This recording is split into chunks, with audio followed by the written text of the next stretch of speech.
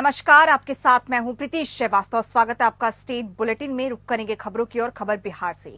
JDU office में शनिवार को नई प्रदेश कार्यकारिणी की पहली बैठक हुई। बैठक में सीएम नीतीश कुमार, राष्ट्रीय कार्यकारी अध्यक्ष संजय झा, प्रदेश अध्यक्ष उमेश कुशवाहा समेत सभी मंत्री, सांसद और विधायक मौजूद रहे। इनके साथ ही पार्टी में 400 मेंबर्स भी इस बैठक में हिस्सा ले रहे हैं। आपको बता दें, मीटिंग में ललन सिंह शामिल नहीं हुए। आज की बैठक में आने वाले विधानसभा चुनाव को लेकर रणनीति जो है वो बनाई गई। पार्टी मीटिंग के एजेंडे को लेकर खगड़िया के परबत्ता से जेडीयू विधायक डॉक्टर संजीव ने कहा कि बैठक का मुख्य उद्देश्य एनडीए गठबंधन 2025 में 225 सीट लाना और नीतीश कुमार 2025 में फिर से मुख्यमंत्री नीतीश कुमार को बनाना, यही लक्ष्य है। वहीं अशोक चौधरी को पार्टी का महासचिव बनाने पर सवाल उठाए। ललन सिंह के शामिल नहीं होने पर कहा गया कि उनको आना चाहिए था, लेकिन कुछ व्यवस्था नहीं होगी, इस कारण वो नहीं आए। अब तक की मीटिंग में 6 फैसले लिए गए हैं, जिसमें एनडीए के सहयोगी दलों के साथ तालमेल बिठाने को लेकर कार्यक्रम चलाया जाएगा। साथ ही पार्टी सम्मान संवाद कार्यक्रम करेगी, जिसमें वरिष्ठ नेता कार्यकर्ताओं से बात करेंगे। जेडीयू के मिशन 2025 और 4 सीटों पर होने वाले उपचुनाव के मद्देनजर इस बैठक को काफी अहम माना जा रहा है। हालांकि प्रदेश अध्यक्ष उमेश कुशवाहा ने बताया कि बैठक का जो एजेंडा 2025 का विधानसभा चुनाव ही है, जैसे हमारे नेता नीतीश कुमार निर्देश देंगे, उस हिसाब से कार्यकर्ता जमीन पर आगे की तैयारी में जुट जाएंगे। बिहार के मुख्यमंत्री नीतीश कुमार ने दरभंगा के इंडोर स्टेडियम में बाढ़ पीड़ितों के लिए तैयार किए जा रहे बाढ़ राहत फूड पैकेजिंग सेंटर का जायजा लिया और फूड पैकेज में दिए जा रहे सामानों की जानकारी ली। इस दौरान मुख्यमंत्री ने जिलाधिकारी और संबंधित अधिकारियों को जल्द से जल्द बाढ़ पीड़ितों को राहत सामग्री उपलब्ध कराने का निर्देश दिया। मुख्यमंत्री ने दरभंगा जिला अंतर्गत कोसी पश्चिमी तटबंध के टूटने से प्रभावित क्षेत्र के बाढ़ पीड़ित परिवारों के खाते में 9 अक्टूबर से पहले 7,000 रुपए की दर से अनुग्राहिक अनुदान दिए जाने का निर्देश दिया है। वहीं मुख्यमंत्री ने राहत कैंप में जन्म लेने वाले नवजात बच्चे की मां को 10,000 रुपए का चेक प्रोत्साहन राशि प्रदान किया। मुख्यमंत्री ने निरीक्षण के दौरान कहा कि राज्य के खजाने पर पहला अधिकार आपदा पीड़ितों का है। बाढ़ प्रभावित क्षेत्रों में राहत सामग्री की उपलब्धता और उसका वितरण, दवा, पशु चारा, बाढ़ आश्रय स्थल और सामुदायिक रसोई, ड्राई राशन पैकेट्स और फूड पैकेट्स समय पर लोगों को उपलब्ध कराए जाएंगे। इसका ध्यान रखा जाएगा और आपदा प्रबंधन विभाग की तरफ से चलाए जा रहे राहत कार्य को प्रस्तुतिकरण के माध्यम से जानकारी मुख्यमंत्री को दी गई।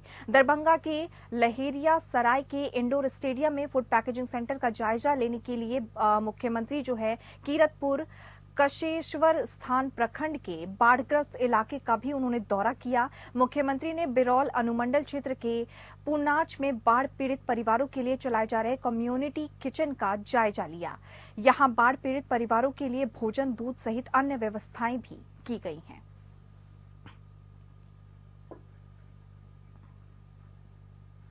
बिहार के स्वास्थ्य मंत्री मंगल पांडे की अध्यक्षता में उर्जी ऑडिटोरियम शास्त्रीनगर पटना में आयोजित एक कार्यक्रम में थैलेसीमिया के स्थायी इलाज के लिए राज्य स्वास्थ्य समिति बिहार और आपको बता दें Christian Medical College CMC Vellore के बीच MOU पर हस्ताक्षर हुआ। इस अवसर पर अपने संबोधन के दौरान सूबे के स्वास्थ्य मंत्री मंगल पांडे ने कहा कि राज्य के गरीब, पिछड़े और वंचित वर्ग को इस गंभीर बीमारी से बचाने के लिए सरकारी पहल ऐतिहासिक है, जो किसी वरदान से कम नहीं है। प्रधानमंत्री नरेंद्र मोदी और मुख्यमंत्री नीतीश कुमार की सोच है कि हर गरीब को उचित स्वास्थ्य लाभ बिना किसी भेदभाव के मिले। इस अवसर पर स्वास्थ्य मंत्री ने CMC हॉस्पिटल वेलोर को 3 करोड़ का चेक इलाज के लिए प्रदान किया है। साथ ही स्वास्थ्य मंत्री ने एक ऐप सहित आरोग्य की जानकारी आपको बता दें नाम से लॉन्च किया। स्वास्थ्य मंत्री मंगल पांडे ने कहा कि मुख्यमंत्री बाल थैलेसीमिया योजना के तहत 15 लाख रुपए तक का मुफ्त इलाज सरकार कराएगी। थैलेसीमिया एक गंभीर आनुवंशिक रोग है, जिससे शरीर में स्वस्थ और प्रभावी लाल रक्त कोशिकाओं का निर्माण नहीं हो पाता है, जिसके कारण बच्चों को बार बार ब्लड ट्रांसफ्यूजन की आवश्यकता होती है।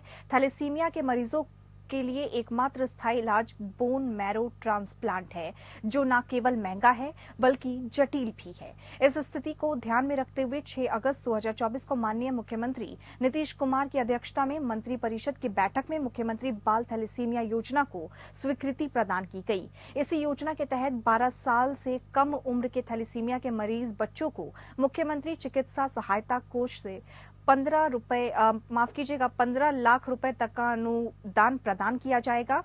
बिहार में थैलेसीमिया के पंजीकृत रोगियों की संख्या जो है वो 2716 है।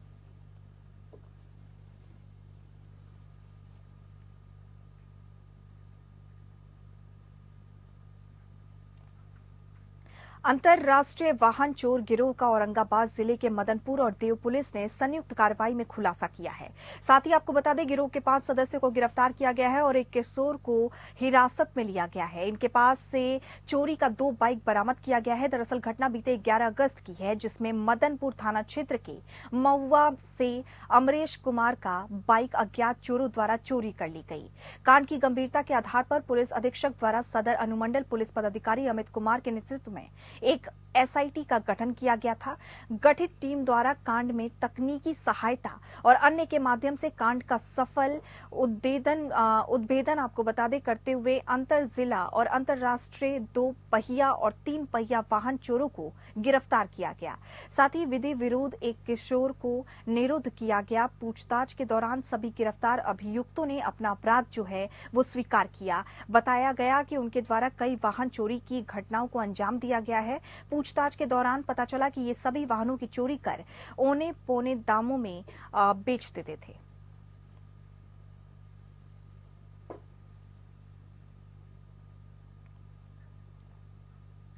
खबरों में आगे बढ़ेंगे। खबर झारखंड से। झारखंड में भारतीय जनता पार्टी जेडीयू और आजसू के साथ मिलकर चुनाव लड़ेगी। सीट शेयरिंग को लेकर बीजेपी ने आजसू और जेडीयू से बात कर फाइनल कर ली है। असम के मुख्यमंत्री और झारखंड बीजेपी चुनाव सह प्रभारी हेमंता बिस्वा शर्मा ने बीजेपी कार्यालय में मीडिया कर्मियों द्वारा पूछे गए सवाल के जवाब में ये जानकारी दी। हेमंता ने कहा कि जेडीयू के साथ सीट शेयरिंग फाइनल हो गई है और आजसू के साथ 1-2 सीटों को छोड़कर बाकी सीटों पर फैसला हो चुका है। हसैनाबाद और चंदन कियारी को लेकर आजसू के साथ बीजेपी के किसी तरह के मतभेद की बात से इनकार करते हुए हेमंता बिस्वा शर्मा ने कहा कि इन दोनों सीटों पर आजसू के साथ कोई मतभेद नहीं है। उन्होंने आगे कहा कि सीट शेयरिंग पर पार्टी का संसदीय बोर्ड अंतरिम मोहर लगाएगा और अभी हरियाणा और जम्मू कश्मीर में चुनाव के कारण पार्टी के बड़े नेता उसी में व्यस्त है। संभावना है कि 7 या 8 अक्टूबर तक इसकी घोषणा कर दी जाएगी। भारतीय जनता पार्टी के संकल्प पत्र के 5 प्रमुख मुद्दे 5 अक्टूबर को शाम 5 बजे जारी होंगे। इसके लिए पार्टी तैयारी कर रही है। असम के मुख्यमंत्री और झारखंड विधानसभा चुनाव के सह प्रभारी हेमंता बिस्वा शर्मा ने कहा कि पार्टी की ओर से अंतिम संकल्प पत्र बाद में जारी किया जाएगा, लेकिन 5 प्रमुख मुद्दे शनिवार को शाम 5 बजे जारी किए जाएंगे। मीडिया कर्मियों द्वारा पूछे गए एक सवाल का जवाब देते हुए हेमंता बिस्वा शर्मा ने कहा कि संसदीय बोर्ड की बैठक में मंजूरी के बाद 8 अक्टूबर तक उम्मीदवार के नाम की घोषणा होने की संभावना है। उन्होंने आगे कहा कि पार्टी उम्मीदवारों की पहली सूची तैयार है और संसदीय बोर्ड को यह तय करना है कि सभी उम्मीदवारों के नाम एक साथ घोषित किए जाएं या 2 से 3 सूचियों में प्रकाशित किए जाएं।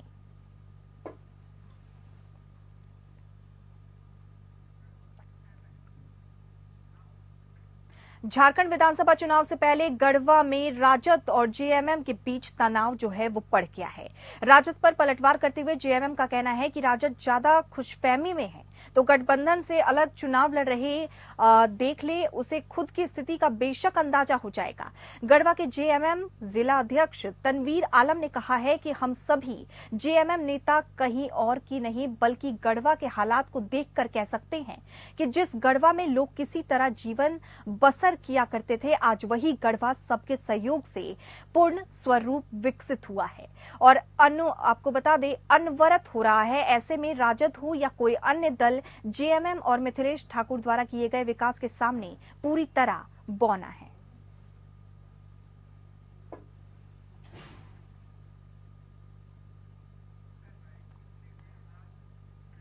रांची शहर में एक दर्जन से ज्यादा जगहों पर महिलाओं और पुरुषों से सोने की चेन की छिनाई को लेकर पुलिस जो है वो सख्त हो गई है। आपको बता दें, गिरोह को पुलिस ने धर दबोचा है। गिरोह के 3 सदस्यों के साथ पुलिस ने एक सोनार को भी गिरफ्तार किया है। कोतवाली डीएसपी और कोतवाली थाना प्रभारी के नेतृत्व में स्नैचर्स गिरोह के खिलाफ रांची पुलिस को बड़ी सफलता मिली है। रांची के पिठोरिया इलाके से रांची पुलिस की स्पेशल टीम ने 3 स्नैचर सहित 4 को गिरफ्तार किया है। गिरफ्तारी चोरों आरोपियों में से एक सोनार भी है, जो छिनतई के गहनों को खपाने का काम किया करता था। रांची के सिटी एसपी राजकुमार मेहता ने बताया है कि पूरा गिरोह रांची के पिठोरिया इलाके का रहने वाला है। वहां से आकर शहर में छिनतई की वारदातों को ये गिरोह जो है वो अंजाम देता था। गिरफ्तार आरोपियों में पंकज कुमार महतो, दीपक महतो, जफर खान और सोनार आनंद कुमार उर्फ गोल्डी शामिल है। गिरफ्तार आरोपियों में अपराधियों के पास से बाइक और छीनी गई सोने की चेन बरामद की गई है। पुलिस के द्वारा गिरफ्तार अपराधियों ने ही पुलिस मुख्यालय के सामने एक सिपाही से सोने की चेन छीन ली। सिटी एसपी राजकुमार महतो ने बताया कि पिछले 3 महीनों के दौरान इस गिरोह के द्वारा एक दर्जन छिनतई की वारदातों को अंजाम दिया गया था। उन सभी कांडों का खुलासा कर लिया गया है। पुलिस के द्वारा गिरफ्तार कुख्यात स्नैचर जफर के खिलाफ जो है रांची के अलग अलग थाने में कुल 16 मामले दर्ज हैं। जफर के द्वारा रांची के बरियातू, सदर, गोंदा, कांके और जगन्नाथपुर में कई बार सोने की चेन की छिनतई की गई है।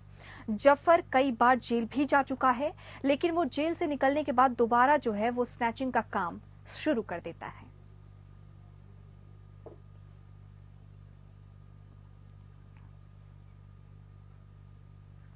मोबाइल का नशा छोड़ो और मैदान की ओर चलो स्लोगन के साथ बोकारो में एंजेला सिंह आर्चरी सेंटर की ओर से भारत के पूर्व अंतर्राष्ट्रीय महान खिलाड़ियों का एक प्रदर्शनी फुटबॉल मैच का आयोजन किया जा रहा है।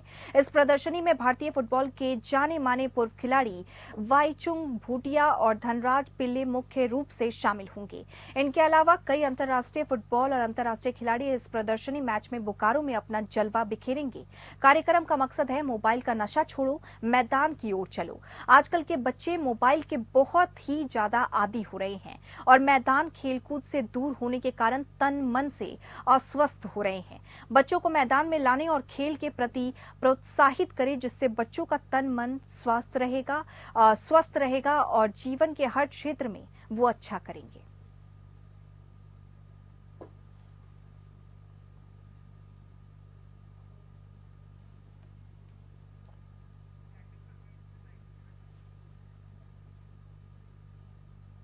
छत्तीसगढ़ में सुरक्षा बलों ने 30 से ज्यादा माओवादियों को मार गिराया है। इसके बाद मुख्यमंत्री विष्णुदेव साय ने देर रात यहां अपने निवास कार्यालय में नारायणपुर और दांतेवाड़ा जिलों की सीमा पर अबूझमाड़ क्षेत्र में सुरक्षा बलों और माओवादी आतंकियों के बीच हुई मुठभेड़ की घटना को लेकर उच्च स्तरीय बैठक ली।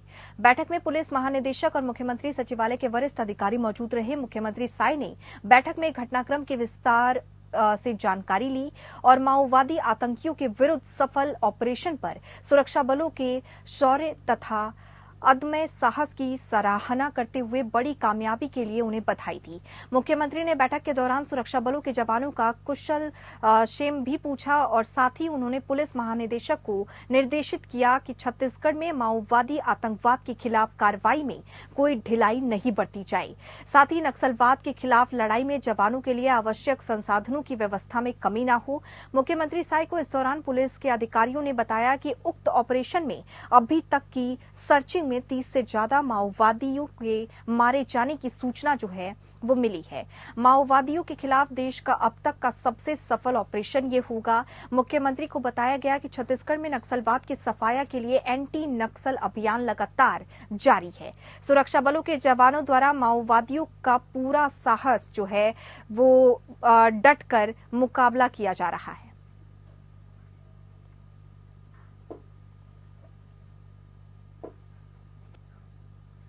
छत्तीसगढ़ के मुख्यमंत्री विष्णुदेव साय ने अपने एक दिवसीय दंतेवाड़ा प्रवास के दौरान बस्तर की आराध्य देवी मां दंतेश्वरी की दर्शन और पूजा अर्चना कर प्रदेश की जनता की सुख समृद्धि और खुशहाली की कामना की।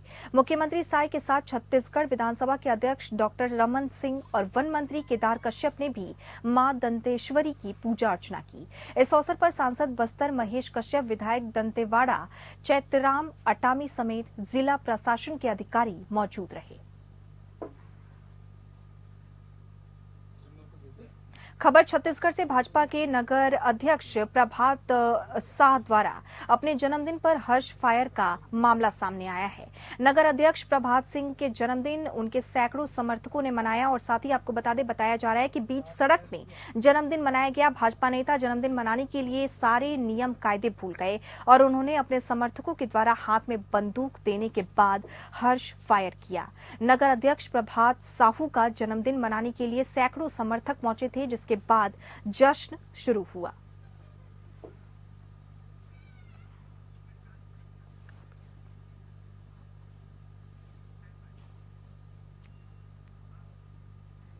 पन्ना पुलिस के हाथ एक बड़ी सफलता लगी है। पुलिस ने एक लुटेरी दुल्हन और उसके कथित माता पिता को गिरफ्तार किया है, जो शादी के 8वें दिन ही सोने चांदी जेवरात और नकदी लेकर फरार हो गई। पुलिस फिलहाल सभी आरोपियों से पूछताछ कर रही है। पुलिस ने इन सभी के पास से धोखाधड़ी से लूटे गए सोने चांदी के गहने भी बरामद किए हैं। पन्ना जिले के सुनवानी थाना में फरियादी संतोष कुमार शुक्ला ने 21 सितंबर 2024 को शिकायत दर्ज कराई थी कि उनके बेटे सोनू शुक्ला की शादी महिमा शर्मा से हुई थी, जो शादी के 8वें दिन ही सोने चांदी और नकदी लेकर फरार हो गई थी। उस शिकायत पर पुलिस ने मामला दर्ज कर विवेचना शुरू की। इसी दौरान पुलिस गिरोह के सरगना शिव प्रताप सिंह उर्फ मोटू सिंह की लोकेशन कटनी में मिली, जिसके बाद पुलिस टीम ने कटनी जाकर उसे गिरफ्तार किया। सरगना में लुटेरी दुल्हन समेत अन्य सदस्यों के बारे में जानकारी दी, जिसमें सुमित पाल, राजेश लोधी, रजनी रघुवंशी और गुंजन शर्मा को भी गिरफ्तार किया गया। पुलिस ने इनके पास से हाफ पेटी चांदी, मंगलसूत्र, पायल, 10,000 नकद, फर्जी आधार कार्ड और मोबाइल जब्त किए हैं। इतना ही नहीं, आपको बता दें, इन आरोपियों के द्वारा दमोह जिले में भी इसी प्रकार की ठगी करने की बात स्वीकार की गई है।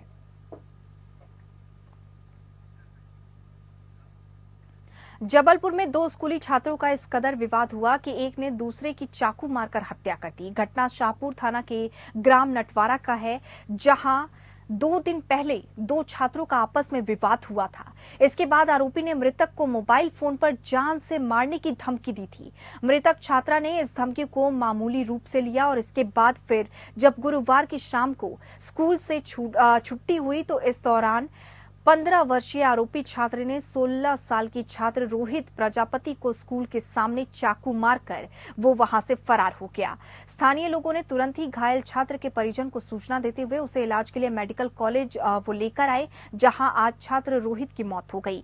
जानकारी के मुताबिक आपको बता दें, मृतक छात्र रोहित प्रजापति 9वीं कक्षा में पढ़ता था। आरोपी भी उसी स्कूल का 8वीं कक्षा में पढ़ने वाला छात्र है, जो 2 दिन पहले इनका विवाद हुआ था। दोनों ही छात्र आपस में स्कूल में भिड़ गए थे। इसके बाद नाबालिग आरोपी छात्र ने रोहित को जान से मारने की धमकी दी थी। गुरुवार की दोपहर को आरोपी नाबालिग छात्र चाकू लेकर आया और शाम को जैसे ही स्कूल की छुट्टी हुई तो दोनों ही छात्र बाहर निकले, जिसके बाद 15 साल के छात्र ने राहुल पर चाकू से हमला कर दिया, जिससे उसकी इलाज के दौरान मौत हो गई। और इसी के साथ स्टेट बुलेटिन में फिलहाल इतना ही। नमस्कार।